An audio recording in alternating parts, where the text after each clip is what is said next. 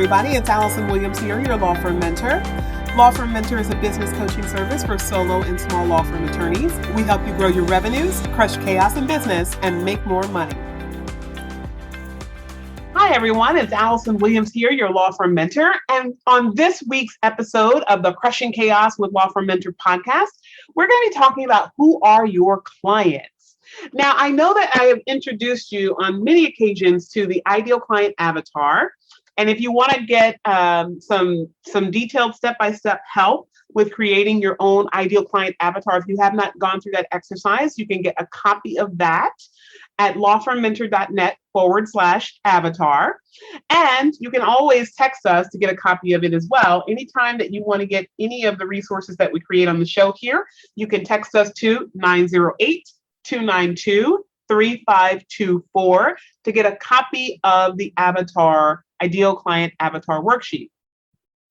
But when I ask you about who are your clients, we're actually not going to be talking about avatars today as much as one very important consideration is that a lot of the law firm mentor community are person-to-person, B2C service providers, and they work with what I consider to be the disenfranchised or the less successful, less financially well-to-do members of our society.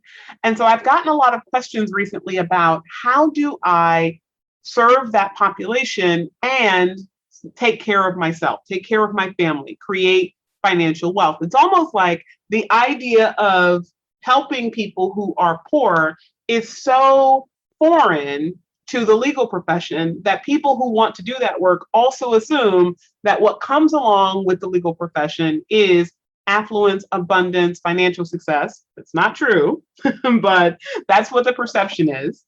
And so the thought then becomes, if I do anything outside of what's customarily done in the legal profession, right? If I go outside of serving the rich, I really can't make myself money. And that is absolutely not true. That is absolutely false. In fact, one of the things that I love to do when I tell my story about law firm success is to talk about the fact that I served the poorest segment of family law litigants in the state of New Jersey and really across the country, which is people who are accused of child abuse and neglect. And I remember when I first started doing that work, people assumed that I did that work through the public defender's office.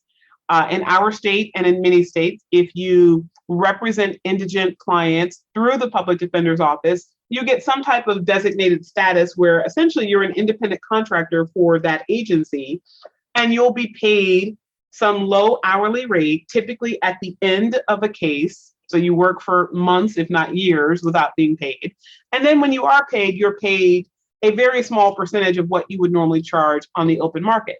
So you would be paid $50 an hour or $30 an hour or $70 an hour, right? It varies from place to place, but it still is nowhere near what customary lawyer rates are. And I've actually never done work through the public defender's office. I've always sourced my own private clients, and I've also always charged my full hourly rate for that work. So what's interesting about that situation is that people will ask me, especially people that do dependency work in other states, they'll ask me, well, how do you make money at it? Because these are people who typically can't afford, $500 an hour, $300 an hour, $400 an hour, whatever it is. And what I tell people is that people have a motivation to find the money when they truly desire what it is you're offering. So that story that we have that, clients don't find the money or don't have the money for this is really much more of a mindset issue than a true reality.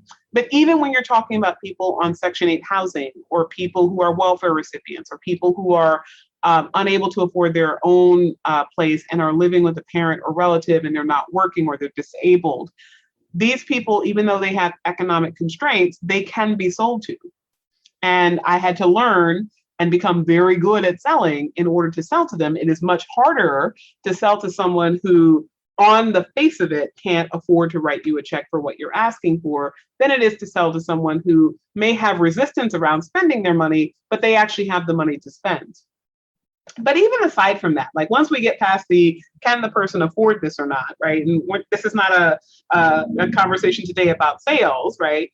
But there is something that you have to consider. There are differences to selling a lower income population that you don't have when you are selling to the middle class or the affluent. So I wanted to bring out some of those considerations because I don't want anyone who listens to this podcast, anyone who knows that I am a true capitalist, I love making a lot of money, I love being financially successful and bringing that success to other people that work with me. But I also have an appreciation of giving back. And I hear a lot of people that follow us talking about the importance of giving back and that they don't want to pursue creating wealth and abundance and financial success for themselves because they associate in their mind the idea that they cannot be financially successful if they are helping poor people. They cannot be financially successful if they're giving back to their communities. And that is absolutely not true. So today I'm going to talk about how you can make that a reality. If you want to serve a population of people who are less financially successful or financially unsuccessful, however you want to characterize it, right? You can say they're dirt poor, whatever phrase you want to use, right? These are not the people with money. If you're going after those people, there are considerations that you have to have in your mind in order to be successful at it, in order to get to a place where you can have financial abundance. And you can't look at your financial abundance in creating that type of business the same way that you might look at creating financial abundance from serving wealthy people. All right, so today we're going to talk about three primary considerations. So the first one is that you have to put your mask on first. Now, it is quite fortuitous that we're talking about masks because I just got off a plane literally this morning as I'm recording this show. And as I was on the plane, of course, you have to listen to the little intro speech. And of course, by now I've flown so much that I know the speech by heart. No matter which airline, the speech is always the same. But you put your mask on first, right? If the air pressure drops in the cabin and we're going down, you put your mask on first and you breathe from that before you even consider touching someone else because you are no good to anyone if you are not breathing. And the same very much holds true in your business, right? You are not your best self if you are broke. There is an unfortunate deification that we have with poverty, that we believe that people with money are bad people and people without money are good people who are oppressed by the people with money, right? That's the American narrative. And there almost seems to be this mindset that says not only is it righteous to be poor, but it is negative and detrimental to be rich because then you can't be a good person like the poor people. So most lawyers I meet have a fundamental desire to not be poor, right? There's many that don't own the fact that they would love to be rich. They have a visceral objection to that, which we're going to talk about a little bit later. But for the most part, they will at least say, I don't want to be poor. I don't need to be rich, but I want to be poor, right? They don't want to be poor, but in their mind, they are really blocking the blessings of affluence and abundance that come with simply saying, I want that, in which case they now are somewhere above their clients. They have more status, more money, more resources, more comfort than their clients, but they're not living their best lives and they're not creating what they actually desire. They're creating what they think they can have. So I just want you to put into your mind that the first thing that you always have to do when you are building success and you have a desire to give back, when you want to do pro bono or low bono services, when you want to contribute a certain amount of your time to a certain portion of the community that is a lower income echelon of the community, you have to take care of yourself first. You starving, you struggling, you being in debt, you wondering where your next meal is going to come from is not going to benefit you when you're trying to help someone who is in that status. In order to help lift someone up, you have to be above them. That does not mean that you're better than them, quote unquote. It means that you have to be above them to have a resource that you can share to assist them. So I want to just give you an example of this. I actually, as I said earlier, I just got off a plane earlier today, and I was coming back from the lovely land of Ohio. Shout out to Ohio. I had a great time while I was there, and I was visiting a very good friend of mine. And this friend, I learned last Tuesday, was in the hospital.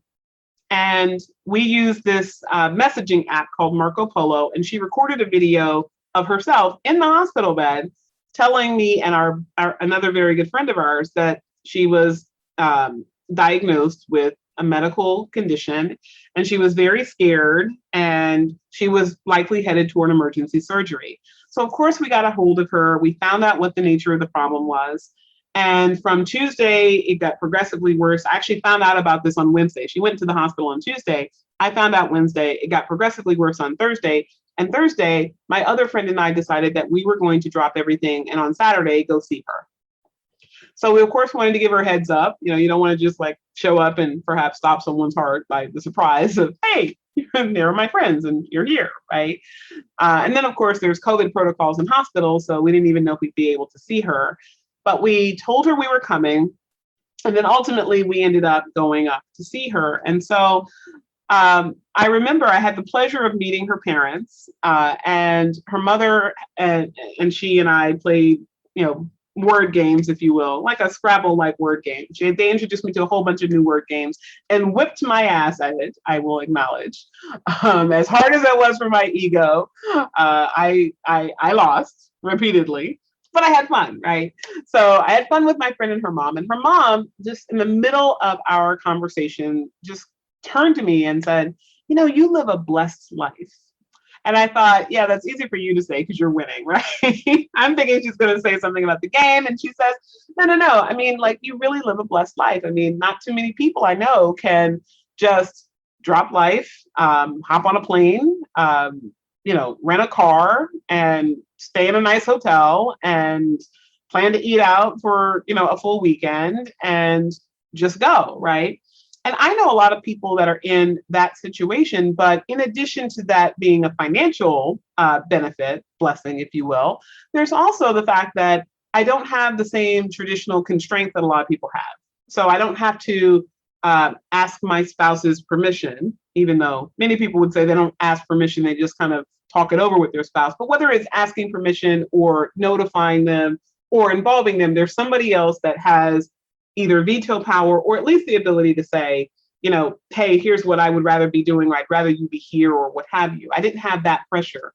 I didn't have children, right? I don't have that consideration. So I didn't have to think, okay, child has got a special game this weekend or a recital, and I couldn't possibly miss my child's blah, blah, blah. And initially, that was how I was thinking about the blessings, right? Because she told me, she sees me having a blessed life. And then she refers to some of the more obvious extrinsic financial benefits. And then I thought, well, it's even a little bit more than that. I have freedom of my time and my space because of how I've structured my life. But then I was on the plane flying back, and it occurred to me that it really isn't any of those things that leads me to have a blessed life. It is merely the fact, and I shouldn't say merely because it's not a small thing at all. So it's actually a very beautiful, wonderful part of life. But it's the fact that I have such a friend and such a close tie to this friend that it never occurred to me at all to think about what is it going to cost? How am I going to get there? What am I going to do when I'm not going to have the full weekend to bang out whatever projects I had going on? Right? Those things didn't occur to me at all, because my love for my friend is what immediately impacted me when I found out that she may not be okay. And just wanting to hug her in and of itself was sufficient for me to drop my life, get on a plane and go. And I don't say that because I want any type of kudos for that. I know that I'm not in the minority on that. I know a lot of you would drop your life in a heartbeat and go flying off, no matter what else you had going on. But the very fact that I had someone else in my life that I cared that strongly for was the blessing. But here's the thing. The reason why I didn't have to and didn't instinctually go to thinking about, can I afford this? And, I like to fly first class. What is that cost going to be on short notice on a holiday weekend? And oh my goodness, what happens? I've got to rent a car, and the cost of rental cars is now through the roof because a lot of rental car places sold off their inventory during quarantine. So now there's very, very limited supply. So of course, with demand up because of increased travel and supply down, you got a pricing issue, right? So I'm thinking about all of these little things on the planet. I'm like, yeah, it never occurs to me now to think about how much my food's going to cost or how much my transportation is going to cost or, what's it going to cost me to get there? If I want to stay in a $300, $500, $700 room, per night room, I'll do that. And it's not a thought. And the beauty of that was because, and the only reason we're here now, frankly, because I wasn't always here, right? I certainly was not independently wealthy. I started a law firm with $0. And even once it was a multi-million-dollar law firm, I still was not making what I wanted to make. And I had to do a lot of things to get myself to a place of consistent financial abundance. But I still got here because at some point I decided to put my mask on first. At some point I said, I love helping people. I love that I can employ people that are on the journey upward in their careers. I love that I can take on clients who are struggling in life and we are their one ray of hope. I love being of service to people, but here's the thing. If I'm serving everybody else and not myself, I'll start to resent them. I'll start to feel frustrated. I'll start to come in and look at people who are earning more than me and say, how the hell did I create this, but you're earning more than me? Right? I'll start to look at clients who have nothing in the world other than their problem on their mind. And I'll start to think, why are you so foolish to not want to do X, Y, and Z to settle your case? And I'll have that feeling, not just because analytically I know that the settlement on the table is a good one. I'll have that feeling because I'm working for you for less than what I feel I deserve.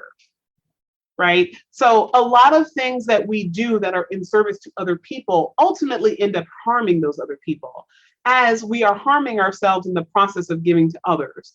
It is an inherently selfish act because it's taking from the one place that is the source of supply for everyone that we're helping, which is from us.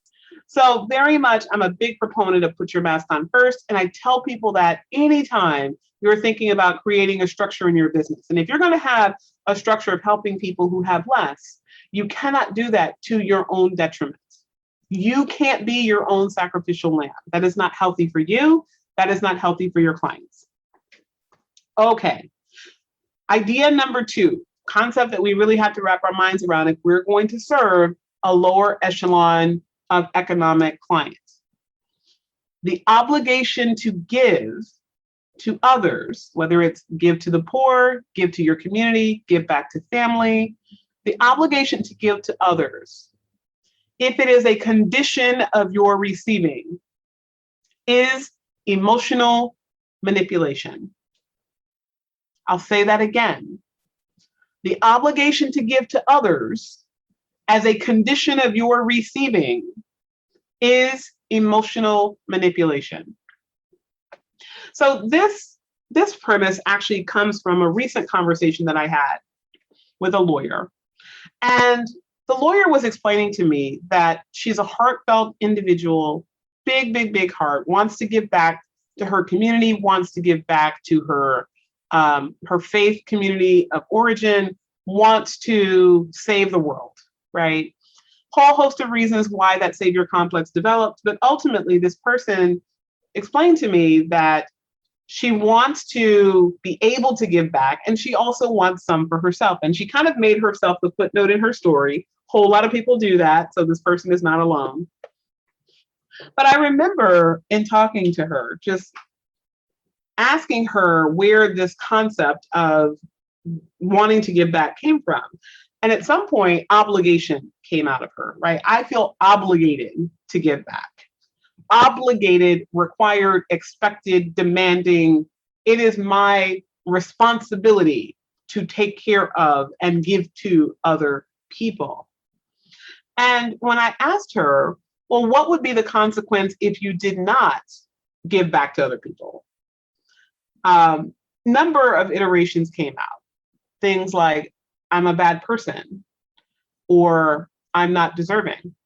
And then we went one step further, and the faith discussion came up. And the faith discussion was about how this person learned in her faith community that she owes it to God to give everything that she has to other people because God took care of her and got her out of a bad situation, right? So this is a highly successful, highly accomplished person who had to really work hard to get out of a poverty in, an impoverished environment, and now feels that, well, God gave that to me, so now I owe it back to someone else. And I said to her, so basically, you believe that God is selfish and he doesn't give to you because he cares about you. You believe he's giving to you for the cosmic payback. So, in other words, he wouldn't be inclined to give to you if you had said, I'll take whatever you're willing to give, but I'm not willing to turn around and give it to someone else. And the person just kind of sat and took in that question, because it really was a question at that point. It was not me being rhetorical. It was very much a real question. Like, you actually believe that God is keeping track. Like, there's a big scoreboard in the sky. And by the way, when I talk about God here, I'm only using that language and that nomenclature because this person believes in God. I personally believe in God, but I know a lot of you don't. And you don't have to believe in God. You can believe in the universe. If you don't believe in God or the universe, you're probably listening to the wrong podcast. But even so, I want you to just contemplate this for a moment. Like, if you believe that there's a deity that is a supreme spirit that governs life, and that this is a being that is filled with goodness and takes care of, I'm going to use the classic pronoun his, but it could be his, her, they. If you believe that God is good, do you really believe that God would say, I'm not going to give you anything if you don't turn around and give it all to someone else? I mean, what would be the point of that? If God really wanted to give it to someone else, he would just give it to someone else. Why would he give it to you so that you could turn around and give it to someone else, right? And so we had this conversation, and I don't really want to go too far down the philosophical rabbit hole, because I know there are different faith beliefs in our community, and I want to be respectful of everyone's faith beliefs. This is certainly not an opportunity for me to mock religion, but I just didn't quite understand this person's belief system. Or rather, I understood it, but I didn't understand. I wanted the person to see how the belief system was not a healthy one, right? So we talked about self-interest and the fact that all people are driven to help other people out of self-motivation, right? Even when you are genuinely thinking about other people as you are standing at the soup kitchen, or as you are leaving an extra generous tip, or as you are dropping off clothes to the Goodwill, right? You're doing that for someone else, but do not believe that you are not also doing it for yourself, right? There is very instinctually a drive in all of us to do things that will help us achieve pleasure and help us alleviate pain. And so when you are giving to another person, however you're doing that, whether it is, you're taking cash out of your pocket, or you're in service to another person, whatever you're doing, even when you are working for free in your law firm, right? You're doing that quote for another person, but you get something out of it. You get out of it the fact that you believe you are a better person for having done that than not doing it at all. Or because you believe you will enjoy the process of giving to another person. Some people, frankly, do it for the applause, right? I can post this somewhere. I can reward myself by telling everyone how great I am because I did such and such. And all of these latent, unexpressed rationalizations for why we do what we do still carry with it some expectation of some reciprocal behavior. And that reciprocal behavior oftentimes comes from the person that you're giving to, right? If you're at the soup kitchen and you give out food to a homeless person, you might expect that that person is going to have the courtesy of eating the food. Or maybe you will expect that that person will say thank you, right? You might have your own expectations or your own goals, right? You might have your thought of maybe the person will speak, maybe not. But if they say thank you, that wouldn't be outside of the ordinary. That wouldn't be outside of the projected course. But what would be is for you to give to that person and say, I just gave this to you.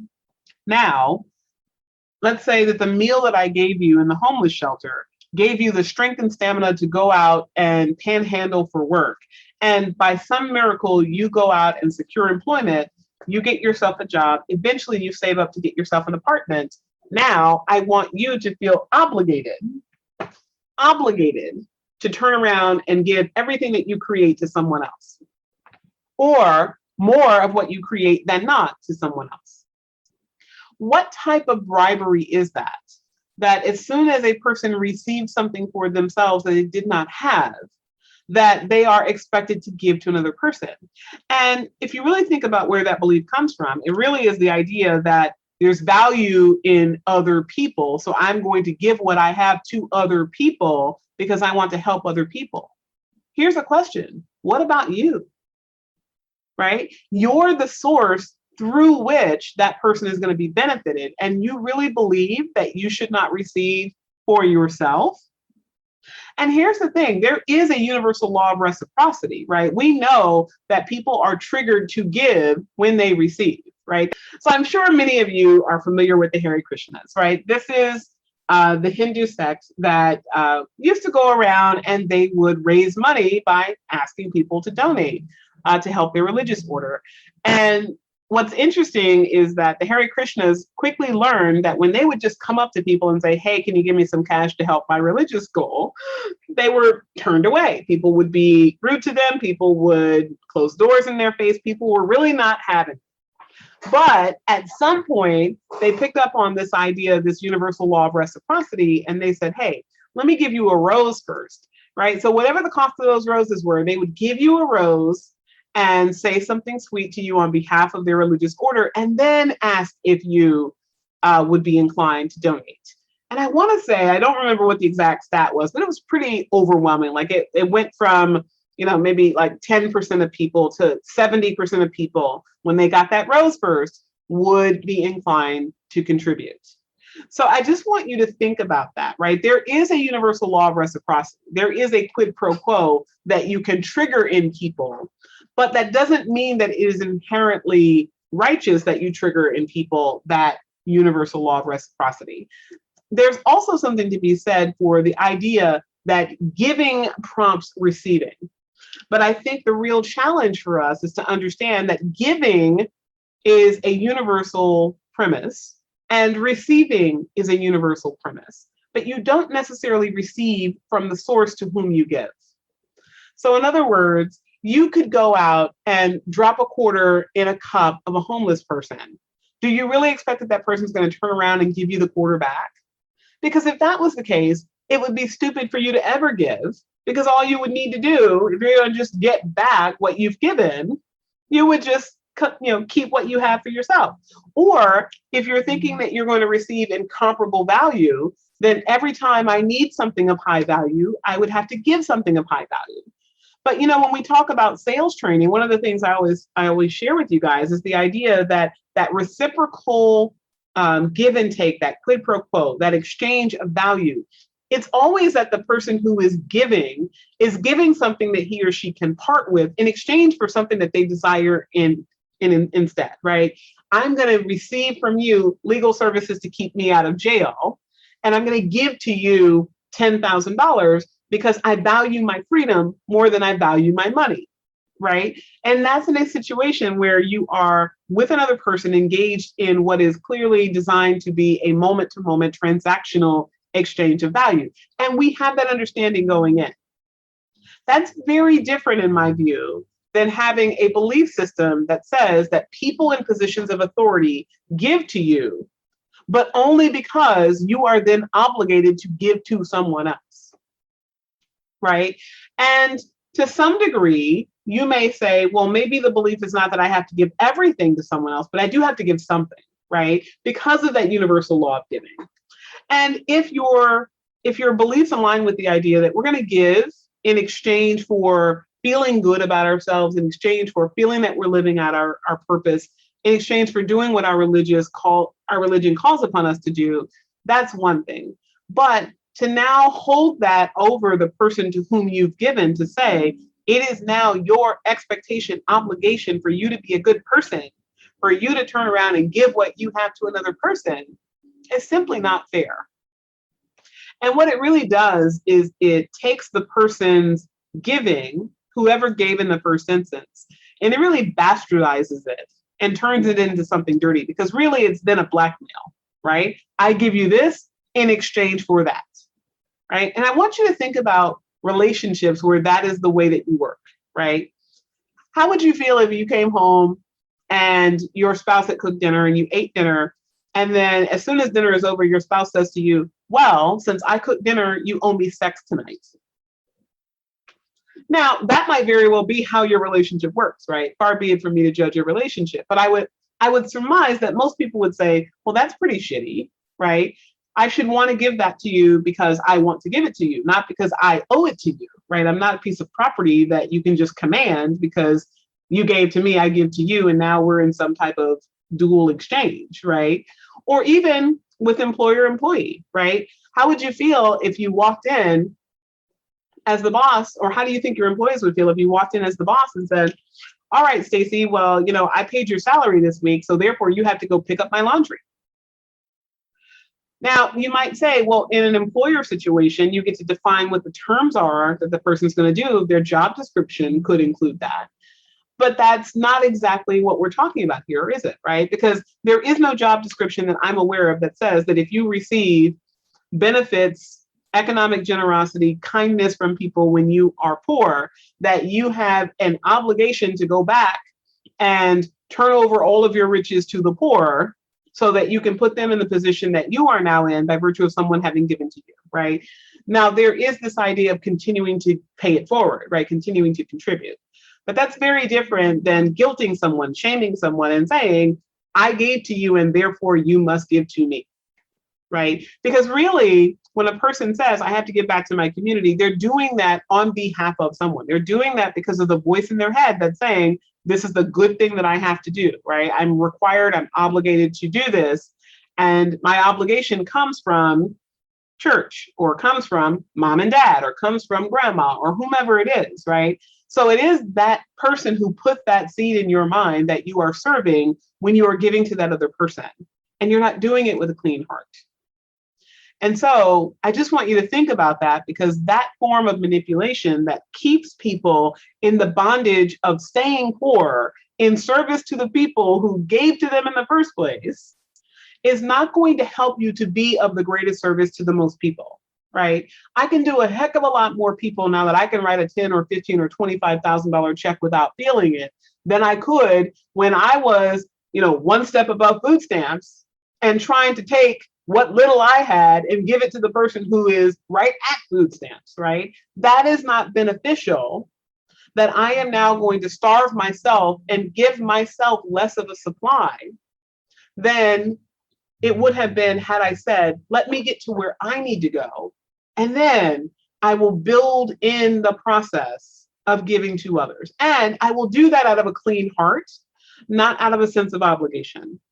I will do that because it feels good to do that. I will do that because I feel that's a value in our society, not because someone is making me feel like a bad person unless I do that. Okay, third and final premise when we are talking about how to develop the successful mindset strategies for becoming a person who can serve a less financially successful population. And the final and third premise is that when you serve at a lower price point, you have to have a greater sense of awareness. You have to be aware that a lower price point requires more volume to meet your financial goals. That's kind of common sense, but common sense is always not common, right? Not always common. So I want you to really think about that. You have to serve more people when you have a lower price point in order to reach your financial goal. And the challenge there is that when you are creating more volume, you are required to have more efficiency. Because if you don't, if you add more volume and you're in chaos and you don't have a highly systematized, well-functioning, well-oiled machine of a business, then all of those people are going to multiply the work. And not just the work that's actually the legal work, whatever service you're offering, but the work around the work, right? The work around the work is opening the file and communicating with the person and sending out notices to the person and checking in to make sure the person is prepared for your next proceeding or your next negotiation or is available to accept your next settlement discussion, right? There's work to be done. And there's a big difference between serving 10 people over a 40-hour work week than serving 50 people over a 40-hour work week, right? Don't think that it's the same number of billable hours or the same number of working hours, so it's all the same, right? The more people you have to interact with, the more names you have to remember, the more spouses' names you have to remember, the more children's names you have to remember, the more legal issues, the more preferences, the more settlement demands, the more things that flow from that individual in the function of your business. So efficiency here is super important. You have to have the right people and you have to have the right efficiency. And when you have more clients, you also have to have tighter boundaries and expectations. And this means that you have to have a system for everything, in particular your communications, and you have to have a communication process for educating your client about expectations. Now, some people do this in a one-off, right? Every time I have a conversation with the client, I'm reorienting them to reasonable expectations. But even aside from that, I'm talking about something at a greater scale, right? I'm talking about systematizing these communications, building out email drip sequences so that your clients are getting those messages.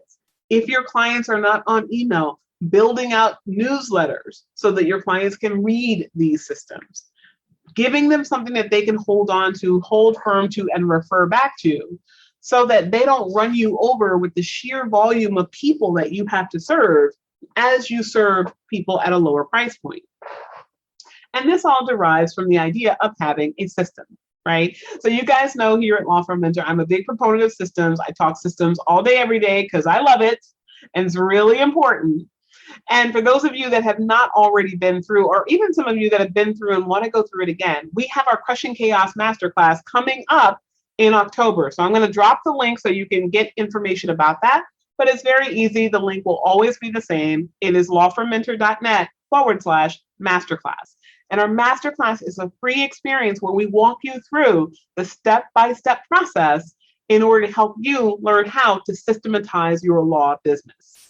So I am Allison Williams, your Law Firm Mentor. We have been on this episode of the Crushing Chaos with Law Firm Mentor podcast talking about our clients and who are your clients, right? The more economic constraint there is in the community of people you serve, the more you're going to have to define and create beautifully airtight systems in order to serve those people efficiently while also making yourself financially successful.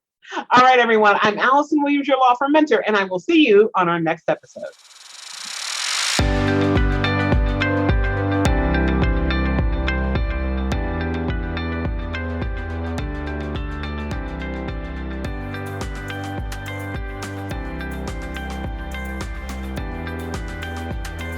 Thank you for tuning in to the Crushing Chaos with Law Firm Mentor podcast.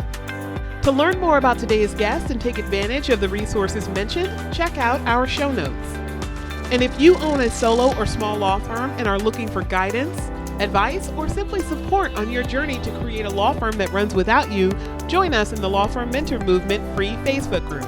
There, you can access our free trainings on improving collections in law firms, meeting billable hours, and join the movement of thousands of law firm owners across the country who want to crush chaos in their law firms and make more money.